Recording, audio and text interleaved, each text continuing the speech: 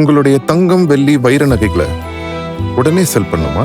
நம்பிக்கையான நிறுவனம் Max Gold. Call 04445454545. Max Gold, cash for gold. வணக்கம். இந்த வாரம் வெளிவந்திருக்கிற படம் பரிமளா அண்ட் கோ.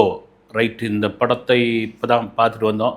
இந்த படம் பார்க்குறதுக்கான காரணம் இந்த படம் ரிலீஸுக்கு முன்னாடி ப்ரொமோஷன் அல்லது பில்டப் எது வேணாலும் சொல்ல, என்ன தெரிஞ்ச வரைக்கும் பார்த்தீங்கன்னா பயங்கர பில்டப்பாக தான் இருந்தது.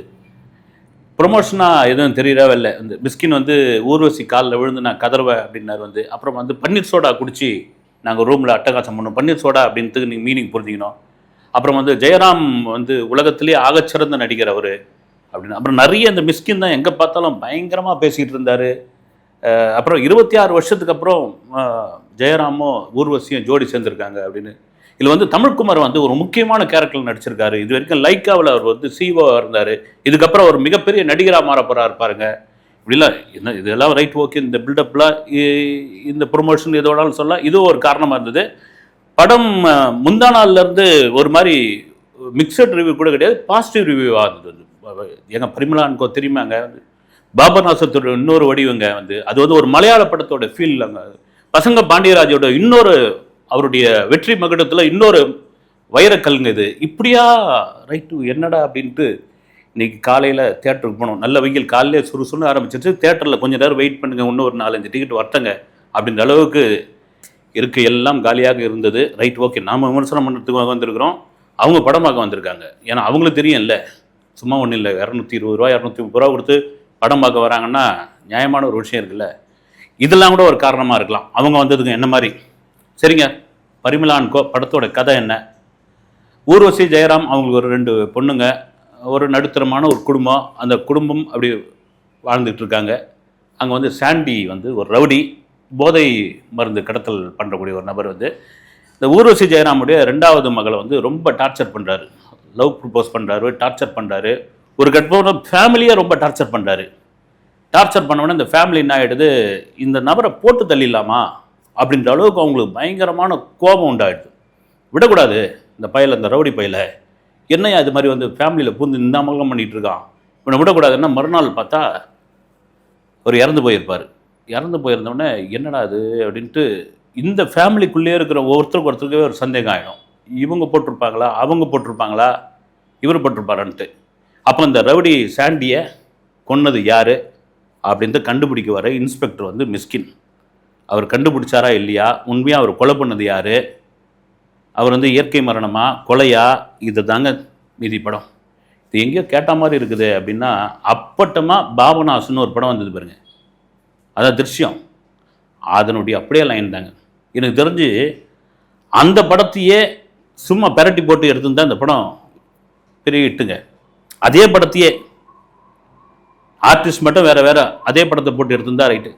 எதுக்கு இப்படி ஒரு கதை எடுத்து, ஒரு சீரியஸான ஒரு கதையை எடுத்து அது ரொம்ப சீரியஸாக போகும்னு பார்த்தா அதை ஒரு காமெடி பண்ணுறேன்னு சொல்லி அந்த காமெடியை நம்மளால் உட்கார முடியாமல், எழுந்திருக்க முடியாமல், ரெஸ்ட் ரூம் போக முடியாமல் ஒரு மாதிரி நெளிஞ்சு கொடைஞ்சி அவன் பாவம் ரூபா கொடுத்துட்டு படம் பார்க்க தேட்டரில் வந்திருக்கிறாங்க. அவன் என்ன எதிர்பார்ப்பில் வந்தாலும் தெரியல. இதில் ரொம்ப முக்கியமான விஷயம்னா 26 வருஷத்துக்கு அப்புறம் ஜெயராமும் ஊர்வசியும் சேர்ந்து நடிக்கிற ஒரு பஞ்சதந்திர படத்துக்கு பிறகு பஞ்சதந்திர படமே ஒரு சாதாரண படம், ஒரு மொக்க படங்க. அது ஒன்றும் பெரிய இல்லை, சும்மா பேசிக்கிட்டே இருப்பாங்க. அவங்களே ஒரு ஜோக் அடிச்சுப்பாங்க. அது இன்னும் உலகமாக படம் மாதிரி இப்போ வரைக்கும் பேசிகிட்டு இருக்காங்க. இப்போ நீங்கள் யாராவது இப்போ இருக்கிற ஜென்சி கிட்ஸ் 2K கிட்ஸுக்கு போட்டு பாருங்களேன், யோ ஏன் கிரிஞ்சு பண்ணுற, சரியான பூமர் அங்கிள்யா நீ இந்த படத்தை ஏன் இது பண்ணிகிட்டு இருக்கேன்னு அதை போட்டு ஒரு அமக்கலம் பண்ணிட்டு இருந்தாங்க. அப்புறம் எல்லா சேனல்லையும் திறந்தாலும் ஜெயராம் உட்காந்து அந்த இதுவோ தெரியுமா, இந்த இதுவோ தெரியுமா அப்படின்னு மலையாளம் கலந்து ஒரு தமிழில் பேசிகிட்டு இருக்குது. அப்புறம் மிஸ்கின் எப்பா இதில் ஒரு துப்பறியும் இன்ஸ்பெக்டராக வராரு. அவர் எதுக்கு வராரு, என்ன துப்பறிகிறாரு, அவருடைய பாடி லாங்குவேஜ் என்ன, அவர் பேசுகிற டைலாக் என்ன, ஒன்றுமே புரியலைங்க. எப்போ பார்த்தாலும் சாப்பிட்டுக்கிட்டே இருக்கிறாரு, எப்போ பார்த்தாலும் வாய் அசைஞ்சிக்கிட்டே இருக்குது. என்னத்தை கண்டுபிடிக்கிறாரு, ஏதா கண்டுபிடிக்கிறாரு.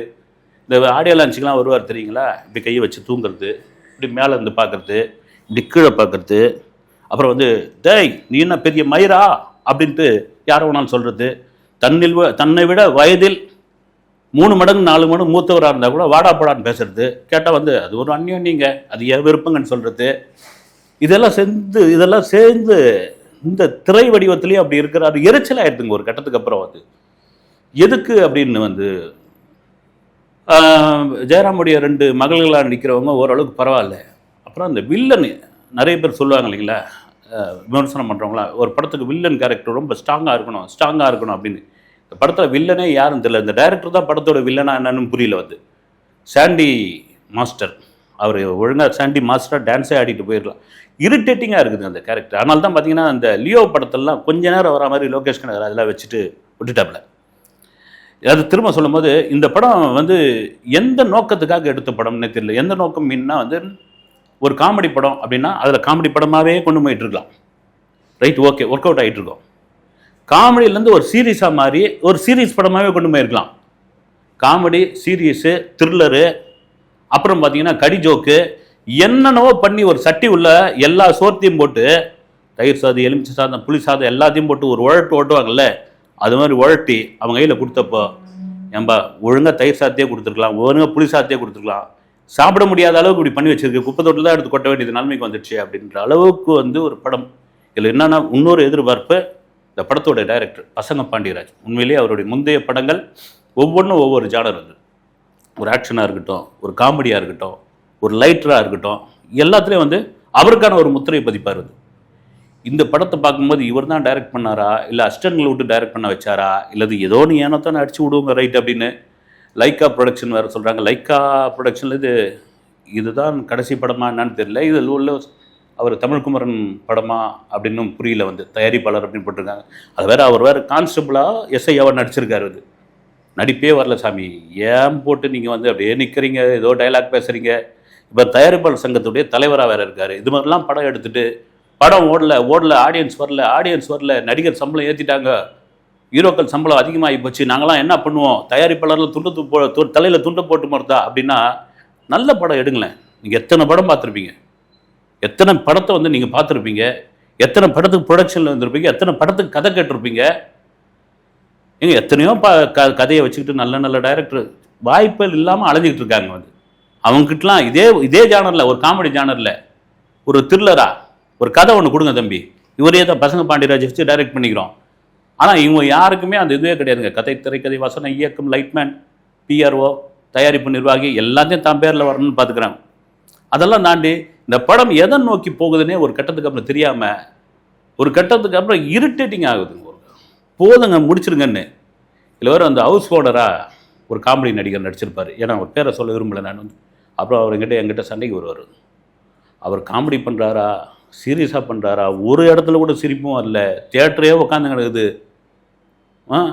இந்த தமிழ் சினிமாவுக்கு இந்த காமெடி நடிகர்களுக்கு ஏற்பட்ட பஞ்சம் இருக்குது பாருங்கள். உண்மையிலேயே கொடுமையிலும் கொடுமை சாமி. வந்து சந்தானம்லாம் மறுபடியும் வாங்க, ரீஎன்ட்ரியாக வாங்க, நீங்களாம் வந்து வடிவெல்லாம் வாங்க சாமி. நீங்கள் மறுபடியும் வந்து ஏதாவது பண்ணிங்கன்னா அடிச்சு தூள் கிளப்பிடலாம். அப்படி காமெடிக்கு ஆள் இல்லாமல், காமெடின்ற பேரில் இருக்கிற வெயில் ஒரு பக்கம் இருக்கும்போது உள்ளே வந்து நம்மளை போட்டு வாட்டு இருக்குது பாருங்க.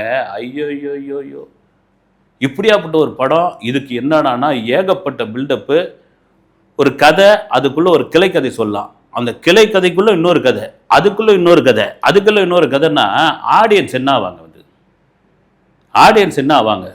ஏதோ வந்து இப்போ புதுமுக இயக்குனர்லாம் அவ்வளோ சூப்பராக படம் எடுத்துகிட்டு போகிறாங்க. இந்த பிளாஸ்ட்னு ஒரு படம், ஒரு சின்ன பையன் தான் டைரக்டர், அவ்வளோ பக்காவாக எடுத்திருக்காப்புல. நீங்கள் என்ன அனுபவசாலி, அப்புறமா வந்து ஏதாவது வந்து விமர்சனம் பேசணும்னு விடாதீங்க.